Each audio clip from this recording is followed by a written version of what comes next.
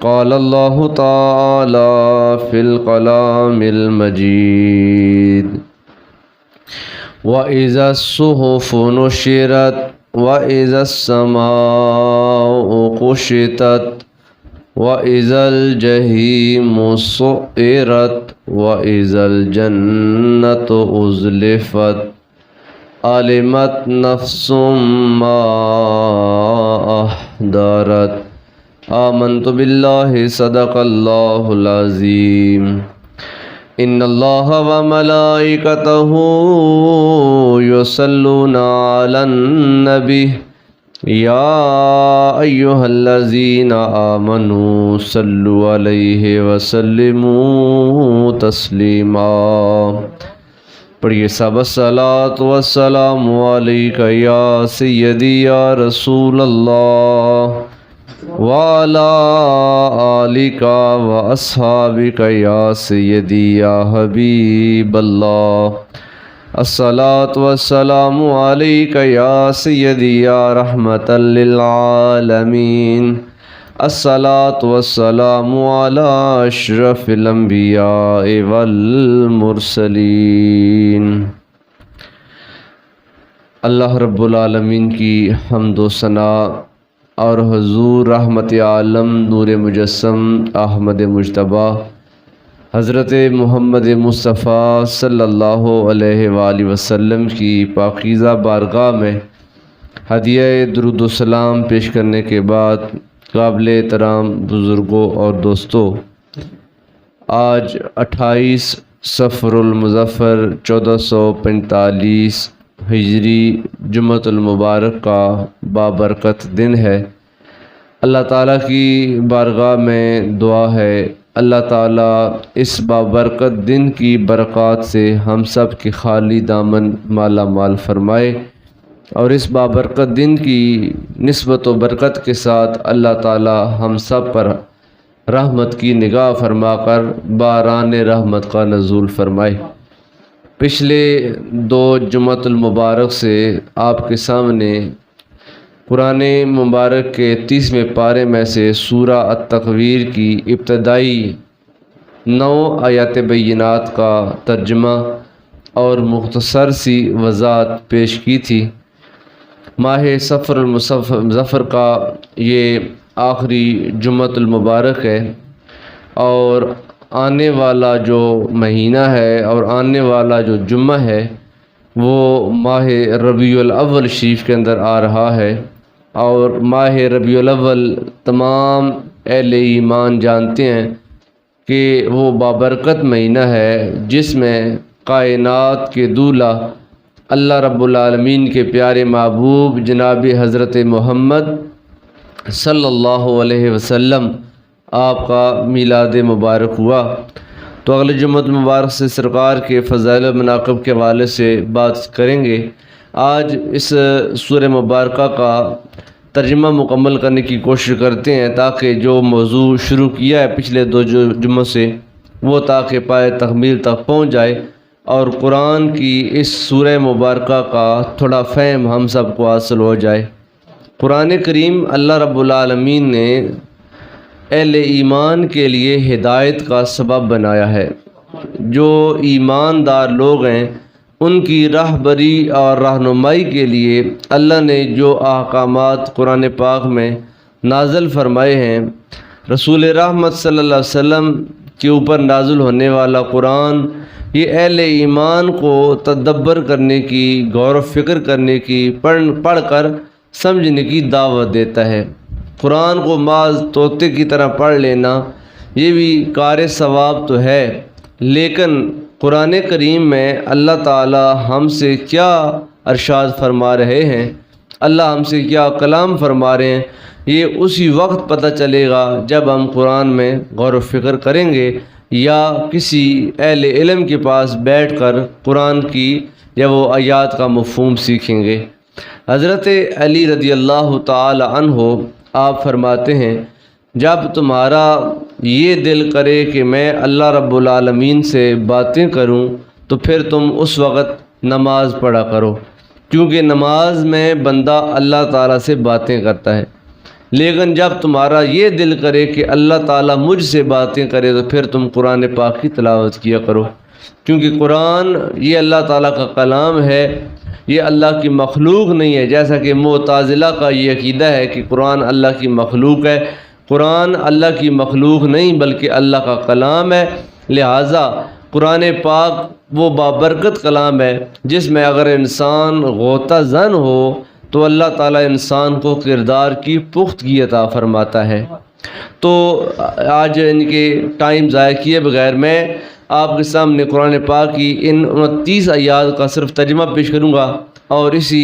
ترجمے کے اندر یہ ہمارا وقت ختم ہو جائے گا تاکہ کم از کم ہم کو قرآن پاک کی ان آیات کا تھوڑا مفہوم حاصل ہو جائے۔ میں نے آپ کے سامنے پچھلے 2 جمعوں پر یہ بیان کیا کہ اللہ تعالیٰ نے قرآن مبارکہ کی ان 29 آیتوں کے اندر سورہ التکویر کی آیتوں میں جو پہلی 16 آیات بینات ہیں ان میں اللہ تعالیٰ نے جب وہ قیامت کے کچھ شواہد کا تذکرہ فرمایا ہے اور بتایا ہے کہ یہ حالات واقع ہوں گے تو قیامت آ جائے گی، پھر اس کے بعد کچھ قسمیں اٹھا کر اللہ تعالیٰ نے قرآن پاک کی حقانیت کو بیان کیا اور رسول اللہ صلی اللہ علیہ وسلم کی صداقت کو بیان کیا، حضرت جبریل امین آپ کی شان کو بیان کیا، اور رسول اللہ صلی اللہ علیہ وسلم کے اللہ کے حضور جو مقام ہے اس کا تذکرہ آنے والی آیتوں میں اللہ پاک نے ارشاد فرمایا۔ ارشاد باری تعالیٰ ہے، اے ایماندار لوگوں غور سے سن لو، اذا الشمس کورت، جب سورج لپیٹ دیا جائے گا، وَإِذَا النُّجُومُ انقدرت، اور جب ستارے بکھر جائیں گے، تو گویا قیامت کے واقع ہونے سے پہلے سورج کو لپیٹا جائے گا،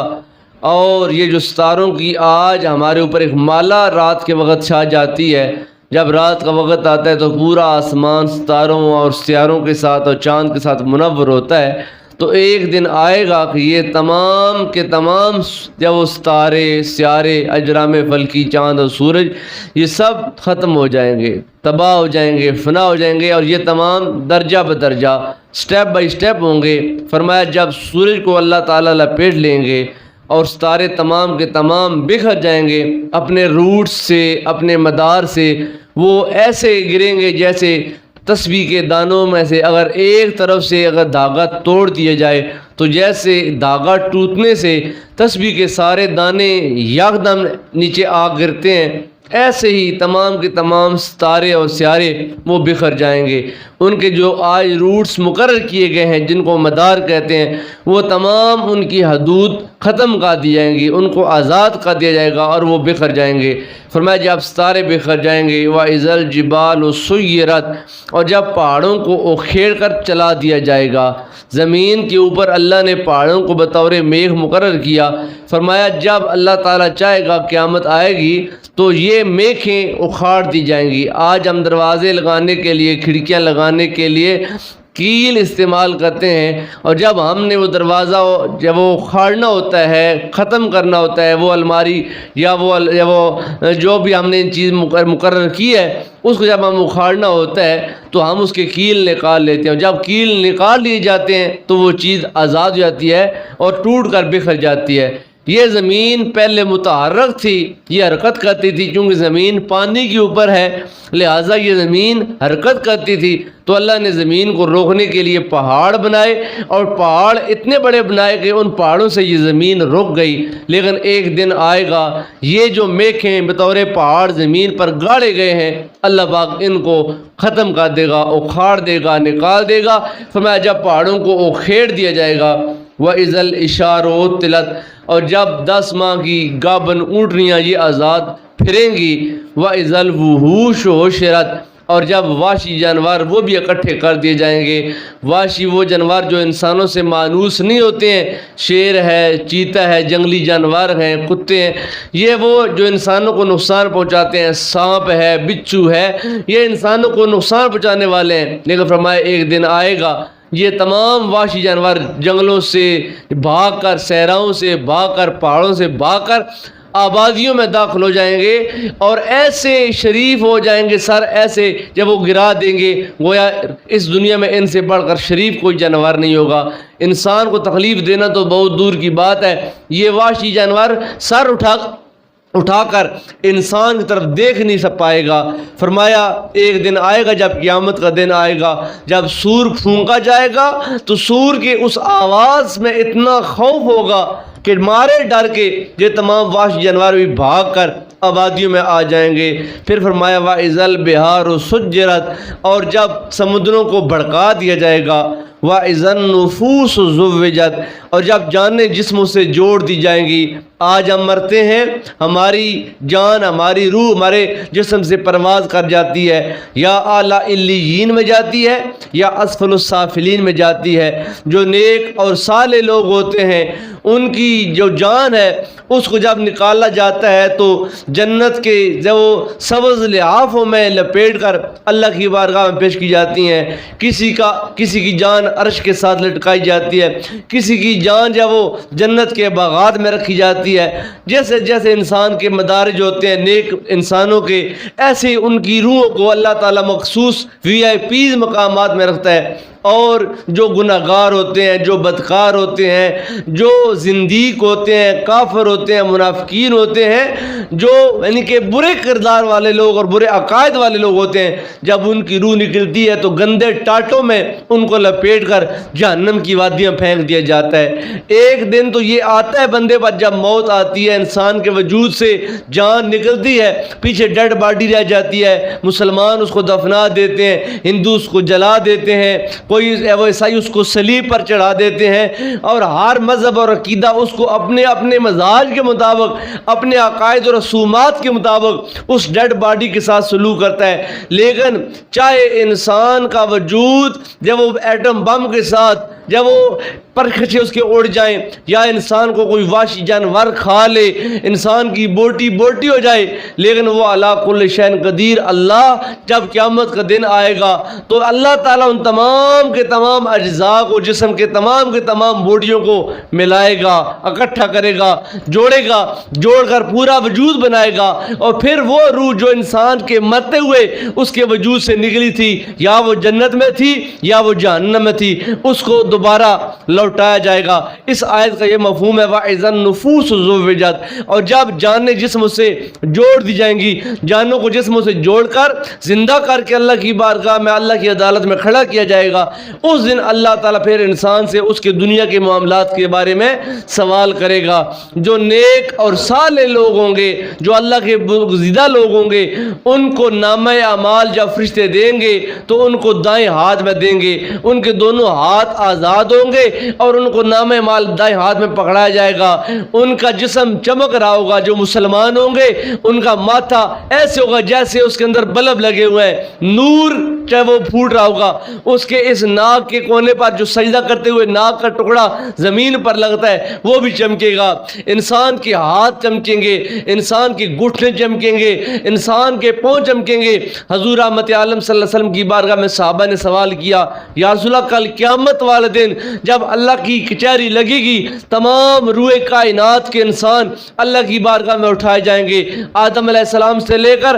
تا قیامت تمام نیک و بد ہر انسان کو اللہ کی بارگاہ میں لایا جائے گا۔ یا رسول اللہ ہماری پہچان کیسے ہوگی کہ ہم مسلمان ہیں، ہم اللہ کے آخری نبی جناب محمد کے امتی اور غلام ہیں، ہماری پہچان کیسے ہوگی؟ فرمایا جو بندہ اس دنیا میں رہ کر نماز پنجگانہ کا اہتمام کرتا ہوگا، جو 5 وقت نماز کے لیے وضو کرتا ہوگا، جو بندہ بھی وضو کرے گا اس کے اعضائے وضو کل قیامت والے دن ایسے لاٹے ماریں گے، ایسے چمکیں گے کہ ان سے نور پھوٹے گا۔ فرمایا یہ اعزاز و افتخار، یہ عزت و شان صرف اور صرف اللہ تعالیٰ نے مجھ محمد کی امت کو عطا فرمایا ہوگا۔ فرمایا اس کائنات کے بھرے ماحول میں امت مصطفیٰ کے نیک و بد کی پہچان یہ ہوگی کہ ان کے اعضائے سجدہ چمک رہے ہوں گے۔ فرمایا یہ جب وہ روح دوبارہ جسم میں ڈالی جائے گی اور اس کو اللہ تعالیٰ کی بارگاہ میں انسان کو پیش کیا جائے گا۔ آگے فرمایا جا رہا ہے وَإِذَا الْمَوْءُودَةُ سُئِلَتْ بِأَيِّ ذَنبٍ قُتِلَتْ،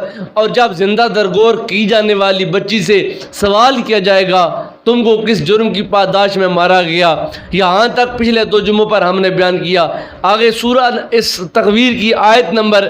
10 میں اللہ پاک فرماتے ہیں وَإِذَا الصُّحُفُ نُشِرَتْ، اور جب اعمال نامے کھولے جائیں گے، جب انسان پیدا ہوتا ہے پیدا ہونے سے لے کر بالغ ہونے تک انسان نہ جب وہ غیر مکلف ہوتا ہے نابالغ ہوتا ہے، اس کو اگر کوئی وہ بچہ گناہ کرتا ہے تو وہ گناہ اس کے نام اعمال میں درج نہیں کیا جاتا، وہ گناہ اس کو اللہ کی بارگاہ میں شرمندہ اور رسوا کرنے کا سبب نہیں بنتا۔ ہاں اگر وہ بچہ، جیسے کہ ہمارے بچے چھوٹے جو نابالغ بچے مسجد میں آتے ہیں اپنے باپ کے ساتھ، اپنے بھائی کے ساتھ، اپنے تائی کے ساتھ، اپنے دادے کے ساتھ، اپنے نانے کے ساتھ، جو چھوٹے چھوٹے بچے آتے ہیں، بچیاں گھر میں ماؤں کو دیکھتی ہیں نماز پڑھتے، قرآن پڑھتے، تو وہ بچیاں بھی ماں کے ساتھ نماز پڑھنا شروع کر دیتی ہیں، وہ بچیاں ماں کو دیکھ کر قاعدہ کھول لیتی ہیں، ابھی تک وہ نابالغ ہیں، چھوٹی بچیاں ہیں۔ یا باپ دروازے پہ دستک ہوتی ہے، باپ اپنی جیب سے 10 روپے نکال کر ایک معصوم بچے کو کہتا ہے جا کر دروازے پہ دے آؤ، وہ نابالغ بچہ جو یہ نیکی کا کام کر رہا ہے، فرمایا یہ نیکی اس کی رائے گاں اور ضائع نہیں جاتی ہے، بلکہ اللہ تعالیٰ اس بچے کی اس کی جانے والی نیکی، خواہ وہ مسجد میں آ کر نماز پڑھ رہا ہو یا گھر میں قرآن پڑھ رہا ہو یا راستے سے کوئی تکلیف دہ چیز ہٹا رہا ہو یا اللہ کی مخلوق کے لیے کوئی آسانی پیدا کرنے والا کام کر رہا ہو، فرمایا اس نابالغ بچی یا بچے کے اس نیک کام کو ہوا میں اڑا نہیں دیا جاتا، ضائع نہیں کیا جاتا، بلکہ اللہ تعالیٰ کے فرشتے اس کو سنبھال لیتے ہیں، اللہ کی بارگاہ میں سوال کرتے ہیں مالک یہ تو بھی نابالغ ہے، ابھی تک تو یہ غیر مکلف ہے، ابھی اس کے کاندھوں پر فرشتے آ کر نہیں بیٹھے ہیں، ابھی تک اس کے اعمال نامے کھولے نہیں گئے ہیں نیکی و بدی والے، یا اللہ اس تیرے بندے یا بندی نے یہ نیکی اور بھلائی کا کام کیا، مالک اس کا اب کیا کریں؟ اللہ فرمائے گا میرے بندو ابھی تک یہ خود جب وہ نامکلف ہے، غیر بالغ ہے، لہذا اس بچے یا بچی کے کیے جانے والے نیک کام کو ضائع نہ کرو، بلکہ اس کے ثواب کو 2 برابر حصوں میں بانٹ دو، ایک حصہ اس کی ماں کے نام اعمال میں رکھ دو، ایک حصہ اس کے باپ کے نام اعمال میں رکھ دو۔ لہذا بچوں اور بچیوں کو اپنے بھلے کے لیے اپنے ساتھ لانا چاہیے کہ یہ بچے اور بچیاں آج جب تک یہ غیر بالغ ہیں، ابھی تک یہ غیر مکلف ہیں، جب یہ بچے بچیاں نیکی کا کوئی بھی کام کریں گے اللہ تعالیٰ ان کے نیکی کے کام سے ہمارے گناہوں کو معاف فرما دے گا۔ فرمایا وَإِذَا الصُّحُفُ نُشِرَتْ، اور جب اعمال نامے کھولے جائیں گے، جب انسان بالغ ہوتا ہے، بالغ ہوتا جاتا ہے تو وہ مکلف ہو جاتا ہے، اللہ تعالیٰ کی جو دین اسلام اور جو شریعت اسلام ہے اس کے تمام احکامات کا وہ مکلف ہوتا ہے، جو ہی بالغ ہوتا گیا اس پر وقت کی نماز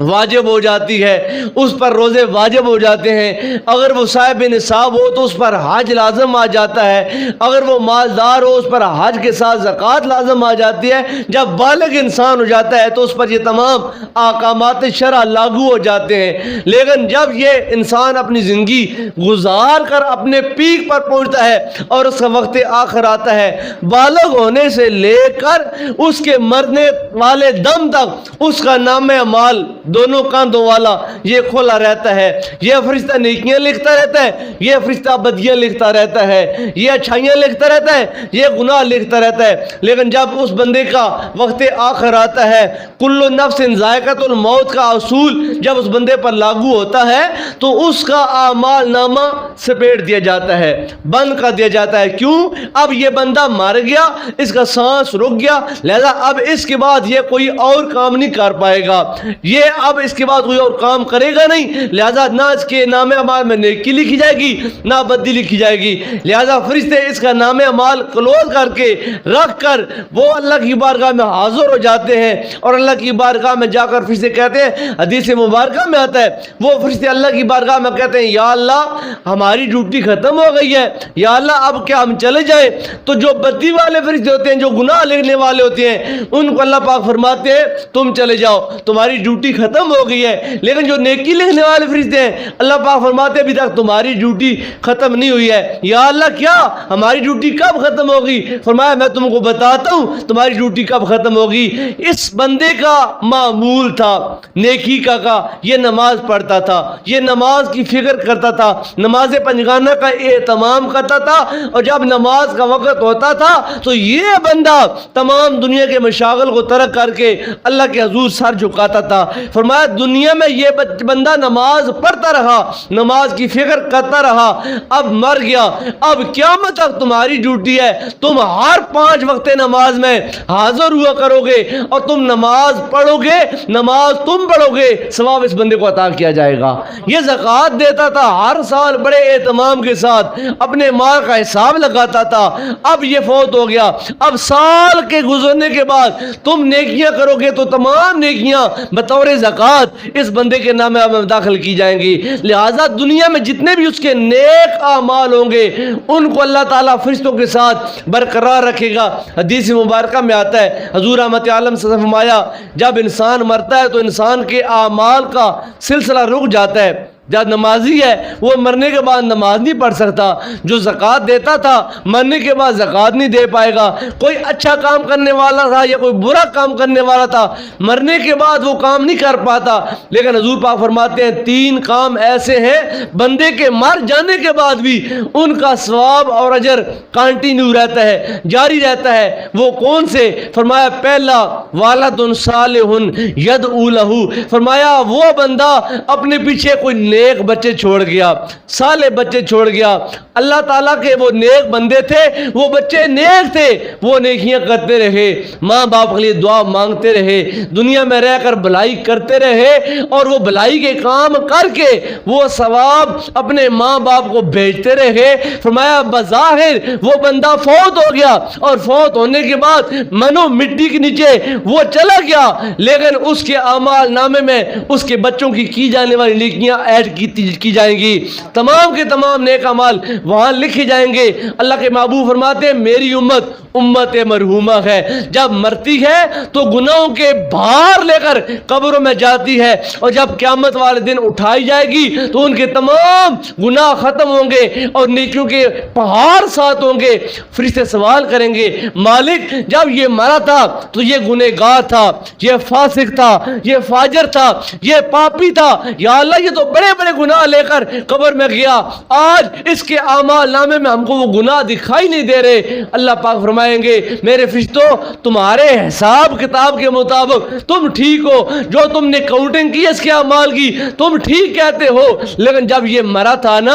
اپنے پیچھے نیک بیوی چھوڑ کر گیا تھا, جب یہ مرا تھا نا اپنے پیچھے نیک بچے چھوڑ کر گیا تھا, جب اس کی اہلیہ اب جو اللہ تعالیٰ کے حضور سر جھکاتی تھی اور ہر نماز کے ساتھ اپنے مرحوم جب وہ خاوند کے لیے دعا مانگتی تھی, اس کے بچے اپنے مرحوم باپ کے لیے دعا مانگتے تھے, اللہ کا ذکر کرتے تھے, اور جب اس کے بچوں کے منہ پر آتا تھا بسم اللہ الرحمن الرحیم, اللہ کے نام سے شروع کرتا ہوں جو بہت زیادہ مہربان اور رحم کرنے والا ہے. فرشتوں اب تم بتاؤ جس بچے کے منہ پر یہ الفاظ ہو اور وہ میری اتنی بڑی تعریف کر رہا ہو مبالغہ کے صیغوں کے ساتھ کہ اللہ بہت زیادہ مہربان ہے, اللہ بہت زیادہ رحم کرنے والا ہے, فرشتوں اب مجھے شرم آتی ہے میں ان بچوں کے اس مرحوم باپ کو عذاب دوں جس کے بچے مجھے رحمان اور رحیم کہہ رہے ہیں. فرمایا یہ نیکی کا صلہ ہے, بندے کے مر نہ جانے کے بعد بھی اگر نیک اولاد چھوڑی جائے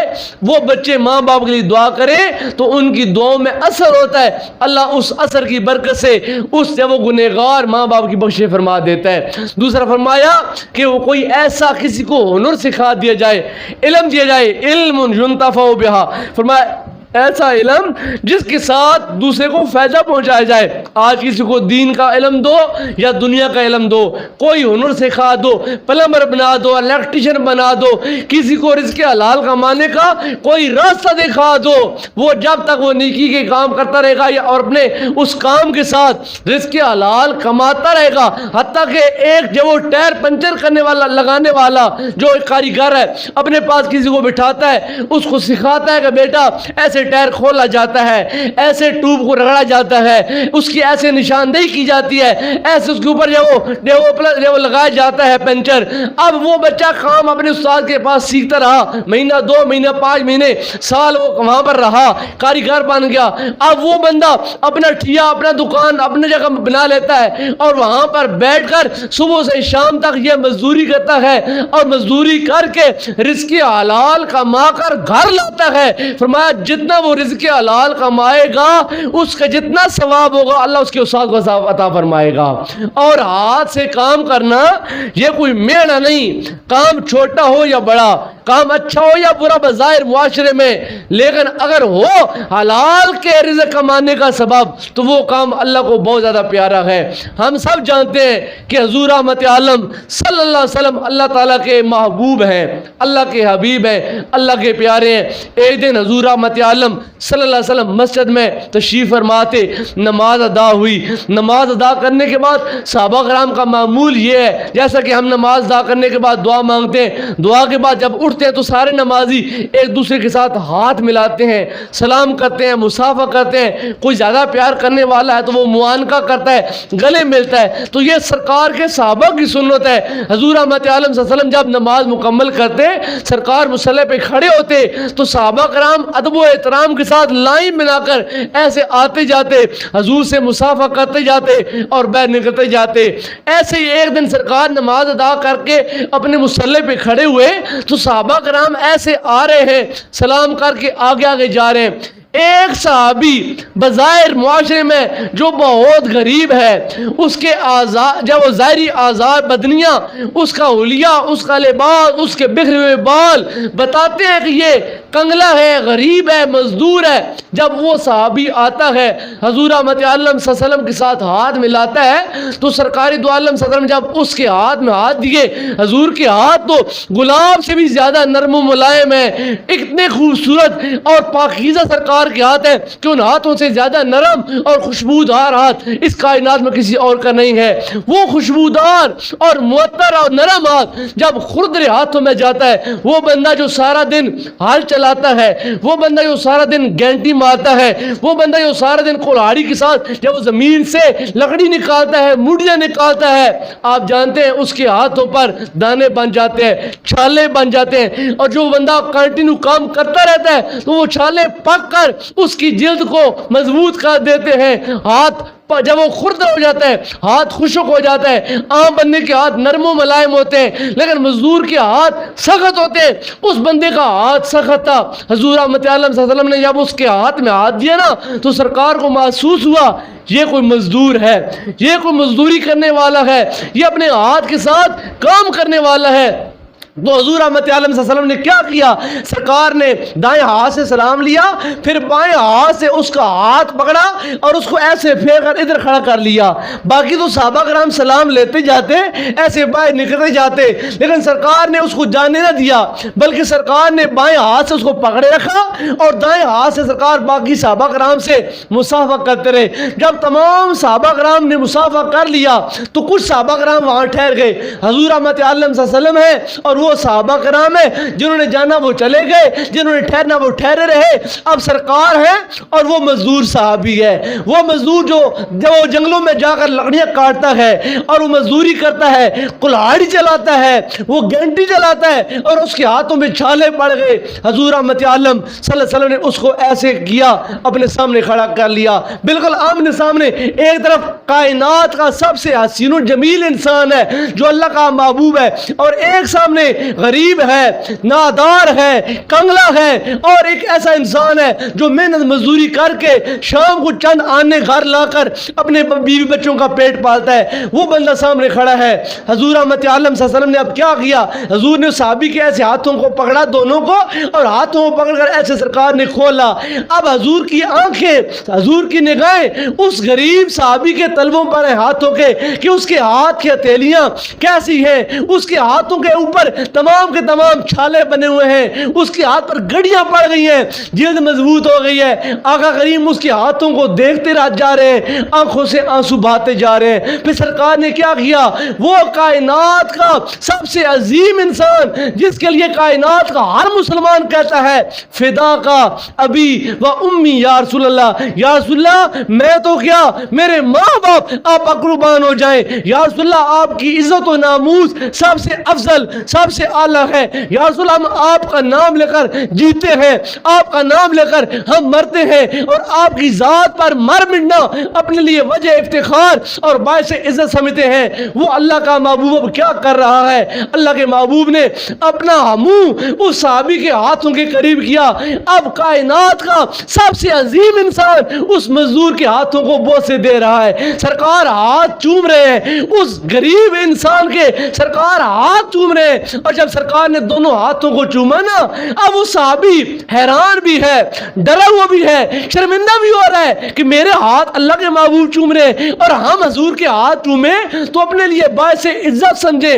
باعث افتخار سمجھے، اور اگر ہمارے ہونٹ سرکار کے ہاتھ پر لگ جائے تو ہم یہ کہیں کہ اب ہم پر جہنم کی آگ حرام ہو گیا ہے، ہمارا وجود سرکار کے وجود سے مس کر گیا۔ اللہ کا محبوب اس غریب کے ہاتھ چوم رہے ہیں۔ جب سرکار نے ہاتھ چوما نا، پھر سرکار نے کائنات کے تمام غریبوں کو ایک پیغام دیا، ایک حوصلہ دیا، دلاسا دیا۔ وہ لوگ جو آج کلہاڑی چلاتے ہیں، وہ لوگ جو آج سارا دن گھنٹی چلاتے ہیں، ہل چلاتے ہیں، کئی چلاتے ہیں، اور سارا دن محنت مزدوری کر کے پتھر لگاتے ہیں، اینٹیں لگاتے ہیں، اور یہ کام کر کے ان کے ہاتھ خراب ہو جاتے ہیں، شام کو 500,000 روپیہ لے کر گھر آ کر اپنے بیوی بچوں کا پیٹ حلال رزق سے جو پالتے ہیں۔ اللہ کے محبوب نے فرمایا صحابہ سن لو، تم سب جانتے ہو میں اللہ کا حبیب ہوں، آدم صفی اللہ ہے، نوح نجی اللہ ہے، ابراہیم خلیل اللہ ہے، موسیٰ کلیم اللہ ہے، عیسیٰ روح اللہ ہے، اور میں حبیب اللہ ہوں۔ لیکن سن لو، القاسم حبیب اللہ وانا حبیب اللہ، فرمایا جیسے میں اللہ کا حبیب ہوں ایسے یہ مزدور بھی اللہ کا حبیب ہے۔ ایسے ہی یہ بندہ جو سارا دن محنت کرتا ہے، سارا دن مزدوری کرتا ہے، سارا دن اپنے آپ کو تکلیف دیتا ہے اس لیے کہ میں مزدوری کروں گا میری بیوی جو کھا پائے گی، میرے بچے کھا پائیں گے، میرے بچے پڑھیں گے، میرے بچوں کا مستقبل روشن ہو جائے گا، یہ مزدور سارا دن اپنے آپ کو تھکاتا ہے رزق حلال کے لیے۔ حضور نے فرمایا انا حبیب اللہ والقاسم حبیب اللہ، فرمایا میں بھی اللہ کا حبیب ہوں، یہ مزدور بھی اللہ کا حبیب ہے۔ تو فرمایا کہ جس دن اعمال نامے کھولے جائیں گے، جب انسان مرتا ہے اعمال نامہ کلوز، اور جب قیامت کا دن آئے گا تمام لوگ اللہ کی بارگاہ میں اٹھا دیے جائیں گے، اکٹھے کیے جائیں گے، بلائے جائیں گے، تو اس دن پھر تمام لوگوں کے اعمال نامے کھول دیے جائیں گے، نیکی بدی کے تمام دفتر کھولے جائیں گے، میں بھی اپنا نام اعمال پکڑوں گا، آپ میں سے ہر بندہ بھی نام اعمال پکڑے گا۔ قرآن پاک اس بات پر شاہد ہے، فرمایا وہ جو نیک لوگ ہوں گے ان کو دائیں ہاتھ میں اعمال نامہ پکڑایا جائے گا، اور جب نام اعمال پکڑیں گے نا، جب انسان پاس ہوتا ہے اور ہاتھ میں ڈگری ہوتی ہے، کبھی باپ کو دکھاتا ہے ابا جی ذرا دیکھیں نا میرے کتنے مارکس آئے ہیں، اما جی دیکھیں نا میرے کتنے اچھے نمبر آئے، بھائیوں کو دکھاتا ہے، اپنے دوستوں کو دکھاتا ہے۔ ایسے قرآن کہتا ہے جب جنتی بندے کو اس کا نام اعمال پکڑا کر اس کو پروٹوکول دیا جائے گا تو وہ لوگوں کو دکھائے گا ذرا دیکھو میرے نام اعمال میں کیسی کیسی نیکیاں ہیں۔ اللہ فرمائے گا میرے بندے تو نے دنیا میں اپنے آپ کو تھکایا، تو نے دنیا میں اپنے آپ کو نیکی میں لگایا، اور نیکی کے راستے پر چلنا آسان نہیں ہے، اپنی ذات سے جہاد کرنا ہوتا ہے، اپنے نفس کو کچلنا ہوتا ہے، شیطان اور نفس کے ساتھ حملہ کرنا ہوتا ہے، جہاد کرنا ہوتا ہے، اور یہ کام کرنا آسان نہیں ہے، یہ انہی کا کام ہے جن کو اللہ پہاڑ جیسا حوصلہ عطا فرماتا ہے۔ اللہ ماشاءاللہ اکثریت ایسی ہوتی ہے جن کے بارے میں قرآن کہتا ہے ان النفس لامارۃ بالسوء، یہ جو کمینہ نفس ہمارے اندر بیٹھا ہوا ہے نا، یہ ہم کو برائی کے کام کی طرف راغب کرتا ہے، اور ہم نیکی کے کام تھوڑے کرتے ہیں، گناہ کے کام زیادہ کرتے ہیں، اور ہماری رغبت دنیا داری کی طرف زیادہ ہے، گناہ کی طرف زیادہ ہے۔ لہٰذا جن کو نام اعمال دائیں ہاتھ میں دیا جائے گا تو دائیں ہاتھ میں اعمال نامے کا ملنا اس بات کی نشانی ہوگی کہ یہ بندہ جنتی ہے، اور وہ اپنا نام اعمال خوشی کے مارے اپنے دوست احباب کو دکھا رہا ہوگا، اور جو بندہ گنہگار ہوگا پہلی نشانی تو یہ ہوگی اس کے چہرے پر کالک ملی جائے گی، تارکول جس کو ہم لک بولتے ہیں، جہنمی اس کو لباس آگ کا پہنایا جائے گا، اس کے چہرے پر ڈسٹمپر پر کیا جائے گا، جب وہ لک کا تارکول کا اس کا منہ کالا کیا جائے گا، پھر اس کے ہاتھوں کو باندھا جائے گا، اس کے ہاتھ جب وہ مجرموں کی طرح پیچھے باندھ دیے جائیں گے اور اس کے ہاتھ کو باندھ کر اس کا اعمال نامہ اس کے بائیں ہاتھ میں پیچھے سے پکڑایا جائے گا۔ دعا کریں اللہ قیامت والے دن ہم کو اس برے گروہ سے بچائے اور ہمارا شمار ان لوگوں میں فرمائے جن کو اللہ اعمال نامہ دائیں ہاتھ میں عطا فرمائے گا۔ تو قرآن کہتا ہے وَإِذَا الصُّحُفُ نُشِرَتْ، جس دن اعمال نامے کھول جائیں گے، وَإِذَا السَّمَاءُ كُشِطَتْ، اور جس دن آسمان کی کھرڑی کو دے دیا جائے گا۔ آسمان کے اوپر اللہ کا عرش ہے، جنت ہے، جیسے ہم جانور کو ذبح کرتے ہیں، ذبح کرنے کے بعد اس کی کھلڑی اتارتے ہیں، قیامت والے دن جب وہ اللہ کے عرش سے آسمان کو ایسے پکڑا جائے گا اور جیسے کھلڑی اتاری جاتی ہے ایسے پورے آسمان کو چھیل کر پھینک دیا جائے گا، اور وہ آسمان کے اوپر جو چاند ہیں، جو سورج ہے، جو ستارے اور سیارے ہیں، وہ پہلے ہی سارے بگڑ کر تباہ و برباد ہو جائیں گے، تو یہ بے نور آسمان رہ جائے گا۔ فرمایا وَإِذَا السَّمَاءُ كُشِطَتْ، تو اس بے نور آسمان کو بھی ایک طرح سے پکڑا جائے گا اور اس کو جب وہ ادھیڑ دیا جائے گا، کھینچ دیا جائے گا۔ وَإِذَا الْجَحِيمُ سُعِّرَتْ، اور جس دن جہنم کو بھڑکا دیا جائے گا۔ جہنم تو آج بھی بھڑک رہی ہے، آج بھی جہنم کی آگ اپنے عروج پر ہے، لیکن جب قیامت کا دن ہوگا خدائے واحد اپنے حالت قہاری اور جباری پر ہوگا، اس دن جہنم کی آگ کو دیکھنے والے ہوں گے جو جہنم میں جائیں گے اور جو جہنم کے مناظر دیکھیں گے کہ وہ آگ کس قدر خوفناک ہوگی۔ فرمایا جب جہنم کو خوب بھڑکایا جائے گا، وَإِذَا الْجَنَّةُ أُزْلِفَتْ، اور جنت کو قریب کیا جائے گا۔ کن کے قریب؟ سورہ شعراء کی آیت نمبر 90 میں فرمایا ان الجنت أُزْلِفَتِ الْجَنَّةُ لِلْمُتَّقِينَ، جو لوگ دنیا میں اللہ سے ڈرتے رہے، جو نیکی کا راستہ اپناتے رہے، تقوی پارسائی پرہیزگاری کے راستے پر چلتے رہے، جنت ان کے قریب کر دی جائے گی۔ ان کو جنت کے قریب نہیں کیا جائے گا، وہ میدان محشر میں کھڑے ہوں گے، جنت خود بخود ان کے نزدیک آ جائے گی۔ او بندے، ساری زندگی تو گناہوں کے خلاف جہاد کرتا رہا، اللہ کے راستے پر چلتا رہا، آج تجھ کو قدم بڑھا کر میرے طرف آنے کی ضرورت نہیں ہے، آج میں خود تیری طرف آ رہی ہوں۔ فرمایا جنت و أُزْلِفَتْ لِلْمُتَّقِينَ، جنت کو جب متقی لوگوں کے قریب کیا جائے گا۔ یہ 12 چیزیں سورہ تکویر کی پہلی آیات بینات میں ذکر کرنے کے بعد اللہ پاک نے نتیجہ دیا، یہ 12 چیزیں شرط ہیں، اور ان شرطوں کی جزا کیا ہے؟ فرمایا جب یہ تمام کام رونما ہو جائیں گے،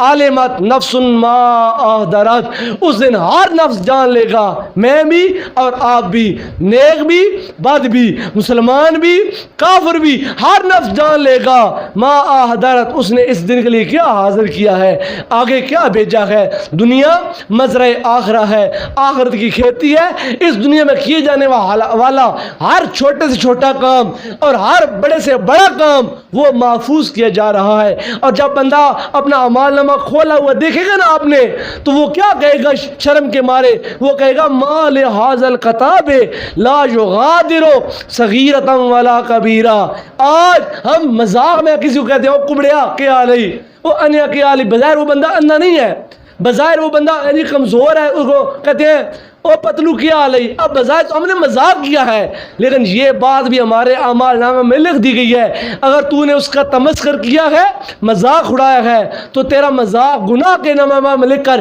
اللہ کی بارگاہ میں پیش کیا جائے گا، اور جب تو اپنا یہ دیکھے گا نا لکھا ہوا، تو کہے گا یار میں نے یہ تو مذاق کیا تھا، یہ میں سیریس تو نہیں تھا یار، یہ کام مجھے تو آج دکھائی دے رہے ہیں، یہ میں نے کام تو کیے ہیں لیکن میری دانش سے نکل گئے تھے، میرے عقل فہم شعور سے نکل گئے تھے۔ بندہ کہے گا لہذا الکتاب لا یغادر صغیرۃ ولا کبیرہ، ہائے افسوس میرے اس اعمال نامے نے تو میری کائنات کا سارا ریکارڈ آج میرے سامنے عیاں کر دیا، میری زندگی کا پورا جب وہ کیا دھرا میرے سامنے ہے، اور بندہ انکار نہیں کر پائے گا یا اللہ میں نے یہ کیا یہ نہیں کیا۔ اللہ فرمائے گا میں نے 2 فرشتے تمہارے کاندھ پر مقرر کیے ہیں، کرامن کاتبین یعلمون ما تفعلون، تم جو کچھ کرتے ہو یہ جانتے ہیں اور یہ اتنے طاقتور ہیں، جو خیال تمہارے وہم میں آئے، جو بات تمہارے دل میں آئے، ابھی وہ تم کام نہیں کرتے، خالی خیال ذہن میں آئے، تمہارا خیال آتا ہے یار وضو تو کیا ہوا ہے،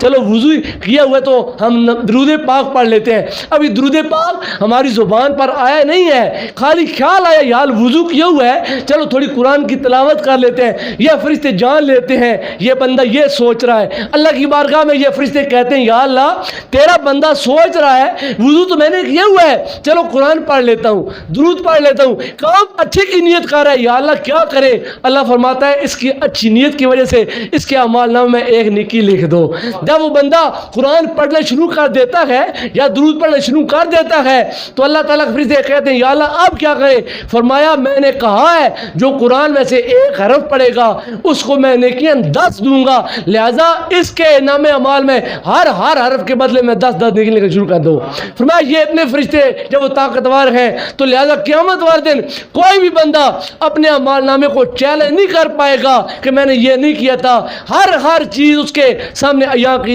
جائے گی۔ فرمایا وَإِذَا الصُّحُفُ نُشِرَتْ، جب یہ اعمال نامہ کھولا جائے گا اس دن ہر بندہ جان جائے گا کہ میں نے اس دن کے لیے کیا بچا کر رکھا اور کیا آگے میں نے بھیجا ہے۔ یہ یہاں تک جو آیات بینات کی ہم نے تلاوت کی ہے یہ سورہ التکویر کی پہلی 13 آیتیں جس میں قیامت کے احوال کو بیان کر کے